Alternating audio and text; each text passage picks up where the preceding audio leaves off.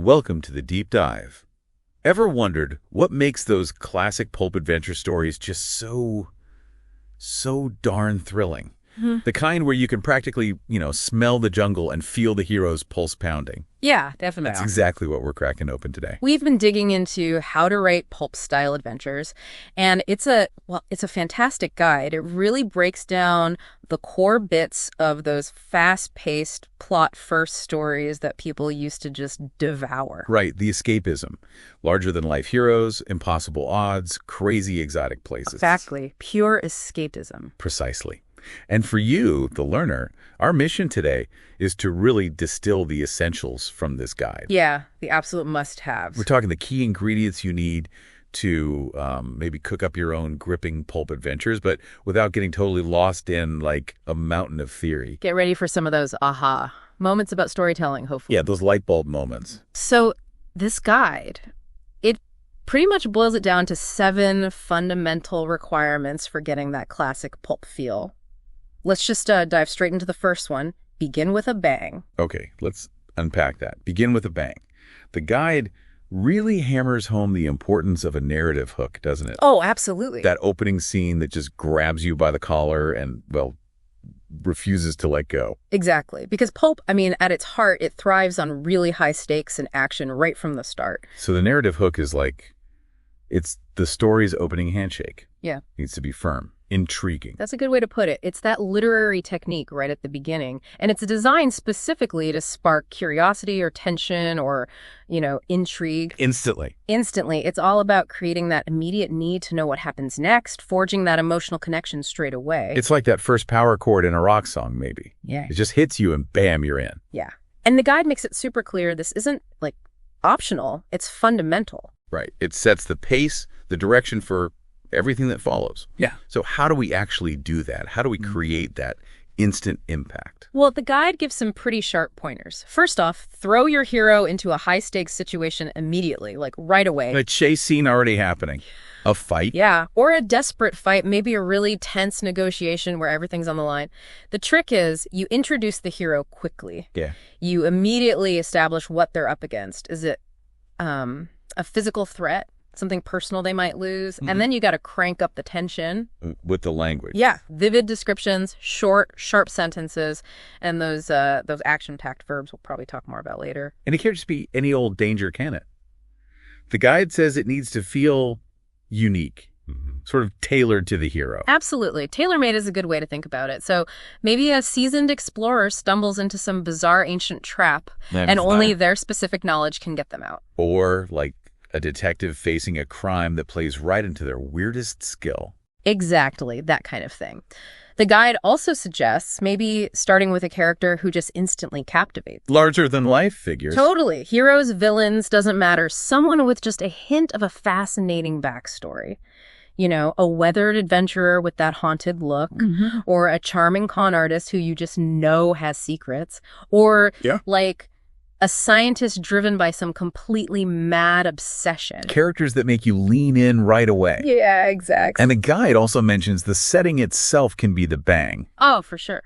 An intriguing or exotic location. Think a forgotten jungle island shrouded in legends. Or a crumbling temple full of gold and traps, obviously traps. Or even just a bustling city street, but with a hidden world operating just underneath. The place itself can be the source of instant mystery, the promise of adventure. Right.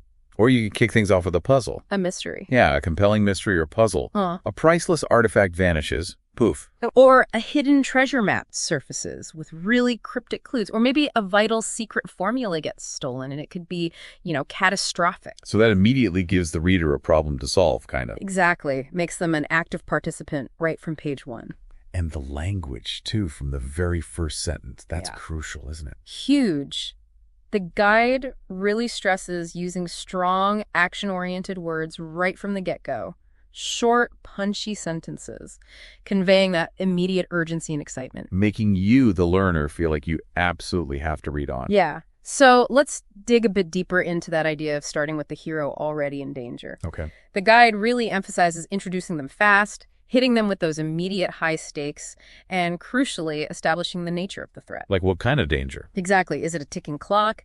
Is there a menacing antagonist with clear sinister motives, even just subtle foreshadowing can create that sense of impending doom right away. And think about using sensory details.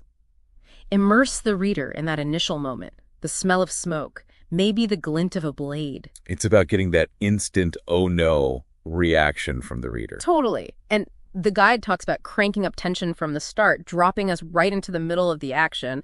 That's a classic technique. A chase mid-fight? Yeah. Use that vivid language, those powerful verbs, graphic adjectives, we'll get more into those, but also immediately present a problem that needs solving. And hint at the consequences. What happens if they fail? Yes. Even early on, hint at the potential fallout if the hero fails.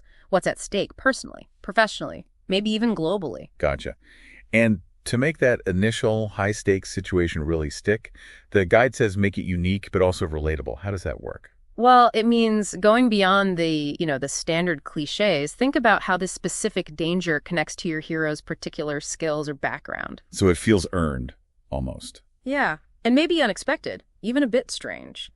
But it should also tap into those universal human emotions, fear, survival, protecting something valuable. Right. Even a really complex situation with lots of layers can be instantly gripping if the core stakes are crystal clear. And establishing those stakes is vital. It's not just hero is in trouble.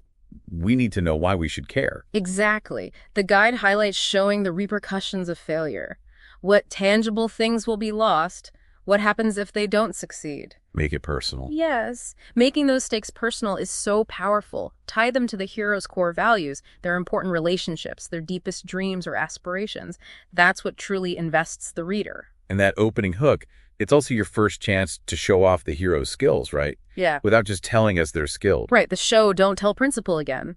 The guide suggests maybe throwing them into a thrilling action sequence where their skills are immediately obvious. Like a pilot pulling off an impossible maneuver. Exactly. Or place them in an environment where their expertise shines, a linguist deciphering an ancient code under immense pressure. Even just a brief flashback or a quickly woven bit of backstory can subtly showcase what makes them unique, what they can do. But there's a caution here too, isn't there? Keep it concise. Oh, absolutely crucial advice from the guide. Keep that hook concise. It needs to deliver a powerful punch, but don't let it drag on. Get in, makes the impact, get out. Pretty much. Zero in on the high stakes, the hero, and the immediate threat. Use those impactful verbs and adjectives, yes, but ruthlessly cut any unnecessary descriptions or, long explanations. Revise. Until every single word counts. Okay, now what about introducing that intriguing character you mentioned? Right. The guide stresses making them immediately unique, memorable, maybe hint at a compelling backstory, or give them a very distinct personality trait, a quirk. And again, show, don't tell. Always. Instead of just stating he was a fearless leader, you describe his unwavering gaze as he faces down danger, or the calm authority in his voice when he gives commands. It's about painting a picture with those telling details. Exactly. The guide suggests using descriptive language for their appearance, their characteristic mannerisms, even their unique way of speaking. Sparking curiosity. Yes. Hint at their past, their hidden motivations. The witty detective with a shadow in their eyes, or the seemingly cold mercenary who, surprise, has a soft spot for kittens or whatever. Okay, and for those pulp stories, heavy on mystery. For those, the guide really emphasizes the power of planting a tantalizing question or maybe an unsettling event right there in the opening. Like the locked room mystery. Yeah. A priceless jewel vanishes from a locked room, or maybe a bizarre ritual is interrupted, but there's no clear explanation why. Or a cryptic message arrives carrying a deadly warning. The goal is to engage the reader's mind immediately. Make them eager to unravel the puzzle right alongside the hero. And this all circles back to that fundamental rule. Show, don't tell. The guide even mentions Chekhov. Yeah, that classic quote, "Don't tell me the moon is shining, show me the glint of light on broken glass." It's about creating that immersive experience for you, the learner. So instead of, John was terrified, you describe the tremor in his hands, maybe the rapid beat of his heart against his ribs. The guide breaks down how to do this effectively. Using descriptive language that hits the senses, revealing character through their actions and dialogue, focusing on those specific sensory details like the acrid smell of gunpowder or the chilling touch of cold steel. And even using subtext, hinting at unspoken emotions, underlying meanings. Okay, requirement number 2 from the guide. Use an intriguing or exotic setting. It sounds like the location isn't just wallpaper in these stories. Not at all. It's practically another character. Yeah. The guide really highlights the vital role the setting plays in evoking that sense of, well, wonder, mystery, danger, adventure, escapism, all the things that define the genre, really. It's about crafting a world that feels both vivid and immersive right from the start. So how do we nail this? How do we make the setting work? Well, the guide emphasizes choosing a location that perfectly fits the tone and the themes of your story. You need to think about the atmosphere you want, and also the unique challenges your hero might face because of that environment. And then it's all about the details, I guess. Sensory details, yeah.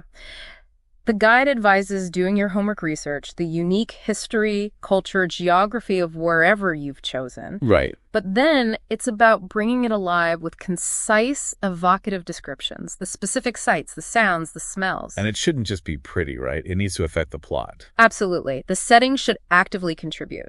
Maybe it presents obstacles, treacherous terrain, hostile local wildlife, ancient traps hidden in the landscape. Okay, that makes sense. And it should also spark that sense of awe, that wonder, those concise descriptions that hint at breathtaking beauty or deep mystery. And the idea of the setting being a character, how did that work?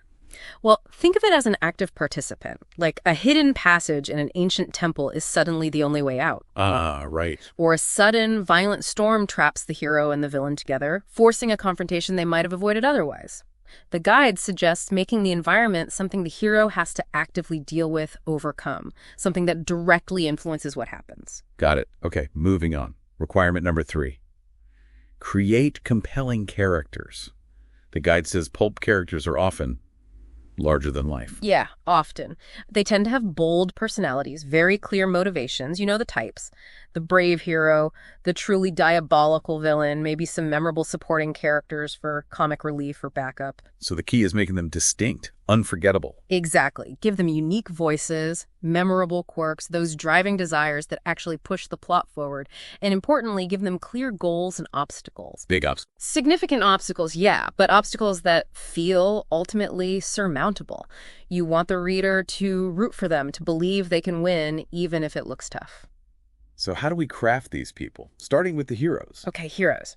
The guide suggests making them brave, resourceful, maybe with a bit of humor or even a hint of danger about them. Give them a backstory. Yeah, a backstory that informs who they are now, and a strong, easily identifiable personality. Make them someone the reader can quickly understand and hopefully like. And the villains. They need to be just as good, right? Just bad good. Yeah, exactly. Captivating villains are crucial. The guide emphasizes giving them a clear motivation, even if it's totally twisted or selfish. We need to know why they're doing this. Right. And they need to be a worthy adversary for the hero, someone who poses a genuine threat. Makes the hero look better when they win. Totally. And maybe give them a distinctive look or a memorable catchphrase, something that makes them stand out. But even with these big personalities, the guide says add layers. Don't make them totally flat. Right. Even in Pulp, a little depth goes a long way. Give them strengths and vulnerabilities, maybe relatable flaws, hidden fears. How they interact with others. Yeah, consider their relationships. How do their actions affect the people around them? And especially in longer Pulp stories, think about a character arc. Do they learn something? Do they grow or change? And again, showing, not telling for character. Always the best way.